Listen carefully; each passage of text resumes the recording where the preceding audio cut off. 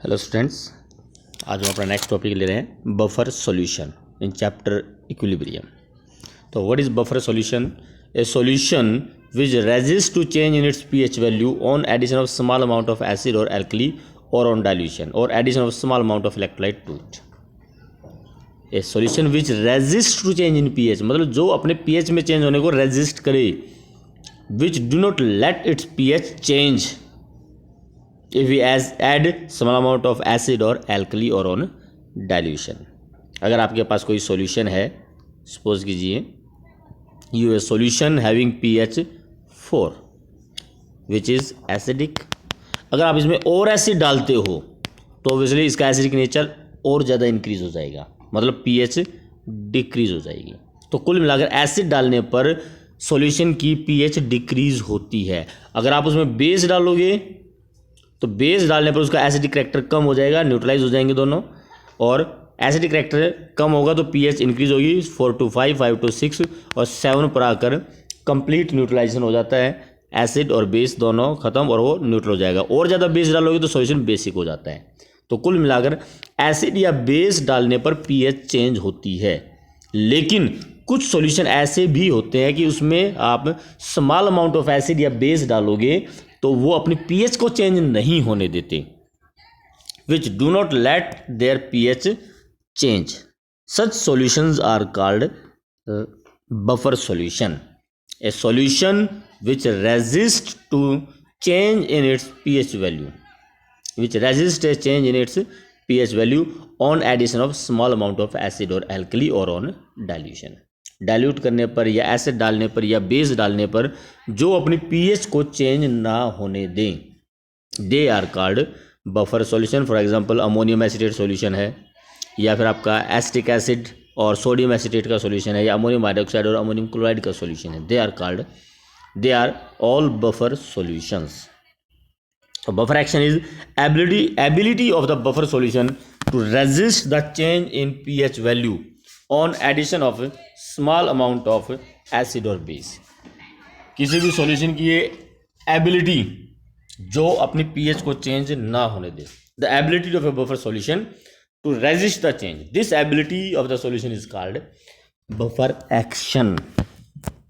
Means buffer solution, a solution which do not let its pH change on addition of small amount of acid or base is called buffer solution, and ability of a solution to resist the change in pH value is called its buffer action।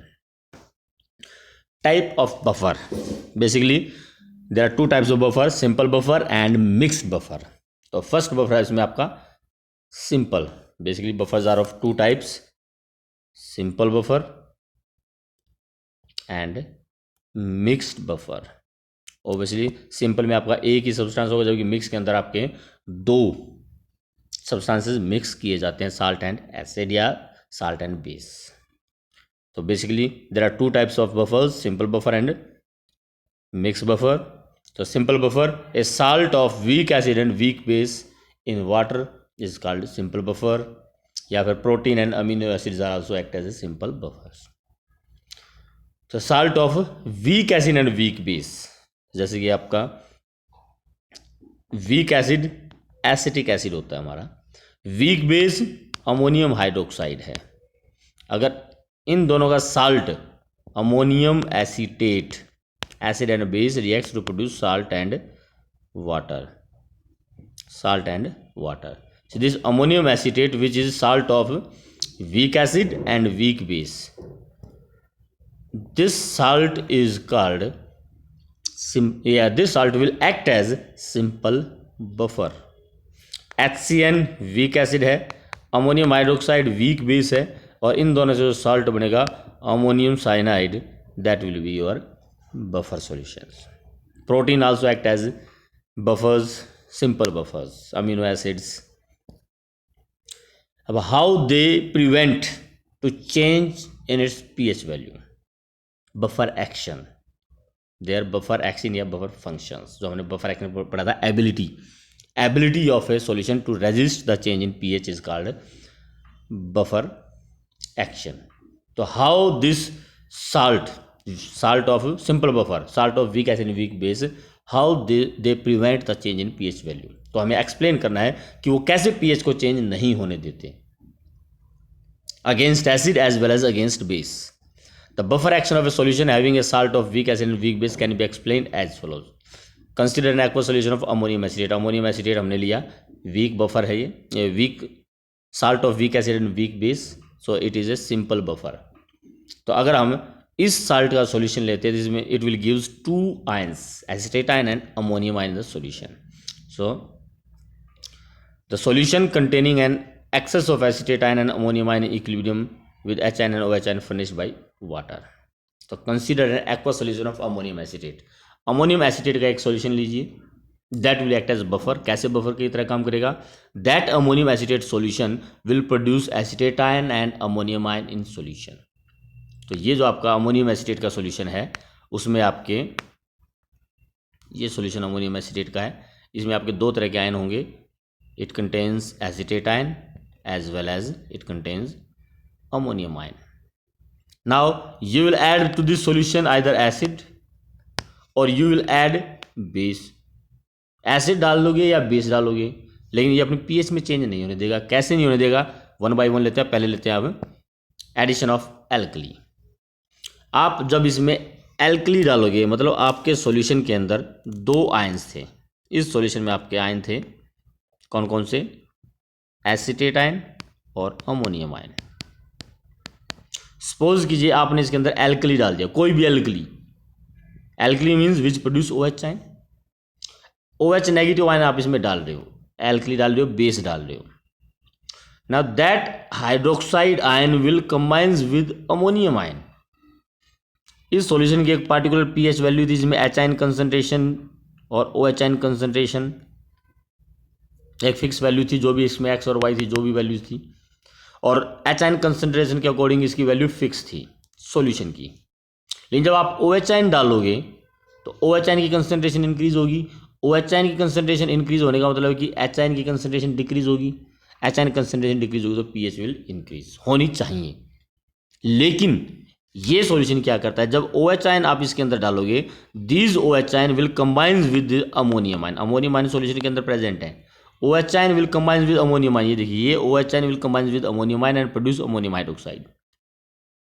Ammonium hydroxide weak base है जो कि dissociate नहीं होगा, और already उसके अंदर ammonium ion है तो उसके डिसोसिएशन को और भी ये है कम करेगा, डिक्रीज कर देगा। तो कुल मिलाकर जितने OH आयन आप डालोगे they will combine with ammonium ion and produce ammonium hydroxide. So no free OH ion will remain. Extra OH ion, free OH ion बचेगा ही नहीं, क्योंकि जितना OH नेगेटिव आयन आप ऐड करोगे वो अमोनियम के साथ कंबाइन कर जाएगा और अमोनियम हाइड्रोक्साइड बना लेगा। एक्स्ट्रा OH नहीं आएगा तो OH आयन की कंसंट्रेशन इंक्रीज नहीं हो पाएगी। OH आयन की कंसंट्रेशन इंक्रीज नहीं होगी तो मतलब पीएच में भी कोई चेंज नहीं आएगी। तो जितना भी आप बेस डालोगे that will combine with ammonium ion and produce ammonium hydroxide. On adding A small amount of alkali से NaOH to this solution, OH negative ion furnished by alkali are used up by the ammonium ion। तो OH negative ion जितने भी आएंगे they will be used by the ammonium ion to give ammonium hydroxide। ये equation है। A weak electrolyte having low degree of dissociation. अब ammonium hydroxide आपका weak electrolyte होता है, वीक बेस है, उसकी डिग्री ऑफ डिसोसिएशन कम होती है। Further degree of dissociation of ammonium hydroxide is also suppressed due to presence of ammonium ion in solution. Solution के अंदर अमोनियम आयन ऑलरेडी प्रेजेंट है तो वो भी इसकी डिग्री ऑफ डिसोसिएशन को और भी कम कर देगा। कॉमन आयन इफेक्ट जो हम पहले आपको बता चुके हैं, तो कॉमन आयन इफेक्ट की वजह से अमोनियम आयन का डिसोसिएशन और भी कम हो जाएगा। Thus hydroxide ion furnished by alkali are not set free in the solution. तो OH नेगेटिव आयन जो अल्कली में होंगे वो फ्री नहीं होंगे। फ्री नहीं होंगे तो पीएच में भी कोई चेंज नहीं आएगा। तो जितना आप एल्कली डालोगे OH नेगेटिव आयन प्रोड्यूस होंगे, OH negative ion ammonium ion के साथ कंबाइन कर जाएंगे और कोई फ्री OH नेगेटिव नहीं बचेगा और पीएच में भी कोई चेंज नहीं होगा। अगर आप एसिड डालोगे तो एसिड के लिए हमारे सॉल्यूशन में एसिटेट आयन प्रेजेंट है। तो कुल मिलाकर आपने अगर एसिड डाल दिया तो एसिड जो है एसिटेट आयन के साथ कंबाइन कर जाएंगे, कोई फ्री H आयन नहीं बचेगा, पीएच में चेंज नहीं होगा। अगर आपने OH नेगेटिव आयन डाला, बेस डाला, तो बेस अमोनियम के साथ कंबाइन कर जाएगा OH नेगेटिव आयन, और कोई फ्री OH नेगेटिव आयन भी नहीं बचेगा। ना फ्री एसिड बचता है, अगर आप एसिड डालते हो तो वो एसिटेट आयन के साथ कंबाइन करते हैं। अगर आप बेस डालते हो तो OH नेगेटिव आयन प्रोड्यूस होंगे, वो अमोनियम के साथ कंबाइन कर जाएंगे, कोई फ्री OH आयन नहीं बचेगा। तो कुल मिलाकर pH में चेंज नहीं होगी। ये थी आप अगर एल्कली डालते हैं, और ये अगर आप एसिड डालते हैं। तो H ion will combine with acetate ion and produce acetic acid, which is weak electrolyte. H ion furnished by acid reacts with acetate ion to give acetic acid, a weak electrolyte having low value of degree of dissociation. Also, dissociation of acetic acid is suppressed in the presence of acetate ion left in the solution, and thus H ion in solution does not change appreciably, and thus pH of the solution remains almost unchanged. तो acid डालने के बाद H ion के साथ combine कर जाएगा, sorry acid डालोगे acetate ion के साथ कंबाइन करेगा, एसिटिक एसिड बना लेगा। बेस डालोगे अमोनियम हाइड्रोक्साइड बना लेगा अमोनियम आयन के साथ। तो ना एसिड डालने पर ना बेस डालने पर ना H आयन फ्री बचते हैं ना OH आयन फ्री बचते हैं, इसलिए pH में भी चेंज नहीं होता। This is the buffer action या buffer function of simple buffer against alkali and against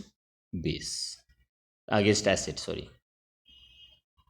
simple buffer, a buffer of a salt of weak acid and weak base.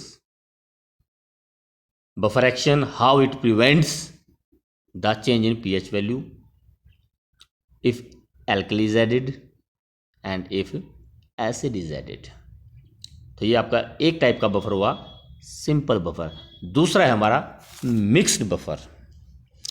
Mix buffers are of two type. इसमें mix है मतलब दो से ज़्यादा substances में, दो substances के अंदर प्रेजेंट होते हैं। तो first is acidic buffer. Mix buffers are of two types, acidic buffer and basic buffer. तो पहले हम एसिडिक बफर लेंगे, उसका बफर एक्शन, और फिर बेसिक बफर लेंगे, उसका बफर एक्शन। तो acidic buffer, it is a mixture of weak acid with its salt with strong base. It contains two substances, A weak acid and other is salt of weak acid with strong base. थोड़ा यहां पर समझने की जरूरत है। Suppose कीजिए उसके अंदर एक एसिड है, वीक एसिड, एसिटिक एसिड है। दूसरा है एसिटिक एसिड का ही साल्ट विद स्ट्रॉन्ग बेस। तो स्ट्रॉन्ग बेस जैसे NaH है, NaH के साथ साल्ट बनाएगा सोडियम एसीटेट। तो सोडियम एसीटेट और एसिटिक एसिड, इन दोनों का जो मिक्सचर होगा that is our acidic buffer. It is a mixture of weak acid and salt of weak acid with strong base. Weak acid strong base के साथ जो salt बनाता है वो। It is a mixture of weak acid and its salt with strong base. जैसे एक weak acid, अब यहाँ एग्जाम्पल दिया आपका फास्फोरिक एसिड है, फास्फोरिक एसिड हो गया। दूसरा अगर हम फास्फोरिक एसिड का साल्ट बनाते हैं H3PO4 का NaOH के साथ साल्ट, स्ट्रॉन्ग बेस के साथ साल्ट, वीक बेस के साथ नहीं, स्ट्रॉन्ग बेस के साथ इसका जो साल्ट बनेगा NaH2PO4। तो फास्फोरिक एसिड और NaH2PO4, इन दोनों का जो मिक्सचर होगा that is your acidic buffer. तो acidic buffer is a mixture of what, a weak acid and salt of weak acid with strong base. बच्चे गलती करते हैं, they says the mixture of weak acid and strong base. Strong base के साथ mixture नहीं है, strong base के साथ नहीं, स्ट्रॉन्ग बेस के साथ जो एसिड का साल्ट बनेगा उसके साथ। Week acid and the salt of weak acid, ये साल्ट है जो स्ट्रॉन्ग बेस के साथ बना है उसी वीक एसिड का। तो साल्ट और weak acid and its salt, इन दोनों का जो मिक्सचर बनता है that is our acidic buffer. अब एसिडिक बफर है तो उसका buffer action, how it prevents change in pH value. तो सपोज कीजिए एक वीक एसिड, एक हमने एसिडिक बफर लिया, consider acidic buffer mixture says acetic acid and sodium acetate, acetic acid and NaOH के साथ उसका साल्ट सोडियम एसीटेट। तो acetic acid electrolyte, weak electrolyte, dissociate to acetate ion H ion, लेकिन बहुत कम डिसोसिएट होता है। Sodium acetate produce acetate ion and sodium ion, strong electrolyte है, इट विल डिसोसिएट कंप्लीटली। तो ये हमारा सॉल्यूशन होगा। सॉल्यूशन के अंदर आपके ये आयंस होंगे, सॉल्यूशन में आपके एसिटेट एसिड एसिटेट आयन होंगे, सॉल्यूशन में आपके एच आयन होंगे, सॉल्यूशन में एसिटेट आयन और सोडियम आयन होंगे, साथ में आपका एसिटिक एसिड भी प्रेजेंट होगा। तो solution will contain acetic acid, क्योंकि वो पूरी तरह से डिसोसिएट नहीं हुआ है, लेकिन कुछ डिसोसिएट होकर एसिटेट आयन और एच आयन भी प्रोड्यूस करेंगे, और सोडियम आयन भी उसके अंदर प्रेजेंट होंगे, जो कि एसिटेट आयन और सोडियम आयन। तो this is solution which contain acetate ion, H ion, acetate ion और sodium ion and acetic acid also. तो इस सॉल्यूशन में अगर आप एसिड डालोगे या बेस डालोगे तो ये पीएच को चेंज नहीं होने देगा। कैसे चेंज नहीं होने देगा देखिए जरा। Acid on addition of acid, अगर आपने एसिड ऐड किया, अब एसिड जब ऐड करोगे तो एसिड क्या प्रोड्यूस करेगा, एसिड प्रोड्यूस करेगा H पॉजिटिव आयन, और H पॉजिटिव आयन अगर प्रोड्यूस होंगे तो H पॉजिटिव आयन के लिए हमारे पास यहाँ एसिटेट आयन प्रेजेंट है। Acetate ion H positive ion के साथ कंबाइन करके एसिटिक एसिड बना लेंगे। एसिटिक एसिड आपका वीक इलेक्ट्रोलाइट है, फिर डिसोसिएट होगा नहीं, और फिर एसिटेट आयन की वजह से कॉमन आयन इफेक्ट भी लगता है, तो कॉमन आयन इफेक्ट की वजह से इसकी जो डिग्री ऑफ डिसोसिएशन और भी कम हो जाती है।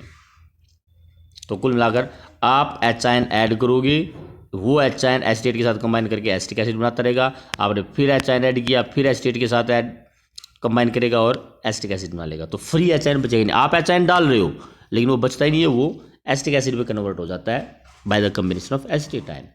तो फ्री एच आयन नहीं बचेगा तो आपका पीएच भी चेंज नहीं होगी। तो सेम वही एग्जांपल है, वही रीजन है। On addition of small amount of acid, say HCl, on the solution, H ion furnished by the acid are used by acetate ion to give acetic acid, a weak electrolyte having low degree of dissociation. Further degree of dissociation of acetic acid is also suppressed due to the presence of acetate ion in the solution. Thus, H ion furnished by the acid are not set free in the solution. H ion free नहीं होंगे तो thus the pH of the solution remains unaffected on the addition of small amount of acid. तो same वही reason है जो हमारे simple salt में था, वही रीजन है। वहाँ पर भी एसिटेट आयन थे, एसिड आपने डाला, एच आयन के साथ कंबाइन कर देंगे और एसिटिक एसिड बना लेंगे। एसिटिक एसिड वीक इलेक्ट्रोलाइट है, डिसोसिएट नहीं होगा, तो कोई एच आयन फ्री नहीं बचेगा, पीएच में चेंज नहीं होगा। हाँ, एल्कली अगर आप डालोगे तो एल्कली के लिए हमारे पास यहाँ पर कौन से आयन हैं, ध्यान रखना। कई बच्चे क्या करते हैं, एल्कली डालोगे तो OH आयन प्रोड्यूस होंगे, और बच्चे OH नेगेटिव को सोडियम आयन के साथ कंबाइन करके NOH बना देते हैं। लेकिन NOH आपको मालूम होना चाहिए स्ट्रॉन्ग बेस है, ये फिर से डिसोसिएट हो जाएगा, तो ये कंबाइन करेगा इन कुल मिलाकर। तो OH negative ion sodium ion के साथ कंबाइन ही नहीं कर पाएगा, क्योंकि उसे स्ट्रॉन्ग बेस करता है जो फिर से बनता है, जो फिर से डिसोसिएट हो जाता है। तो बेस अगर आप डालोगे तो बेस से जो OH आयन प्रोड्यूस होंगे वो कंबाइन करेंगे इस H पॉजिटिव के साथ, और क्या बना लेंगे, H ion plus OH negative ion produce water.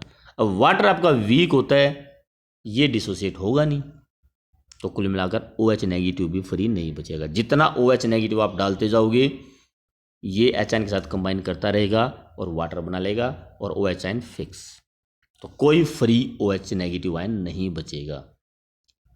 No free hydroxide ion, so no change in pH. हाँ, एक काम इसमें उसका है, जब OH नेगेटिव, ये जो आपके OH नेगेटिव आयन है, ये जब H आयन के साथ कंबाइन करेंगे तो H आयन की कंसंट्रेशन कम हो जाएगी।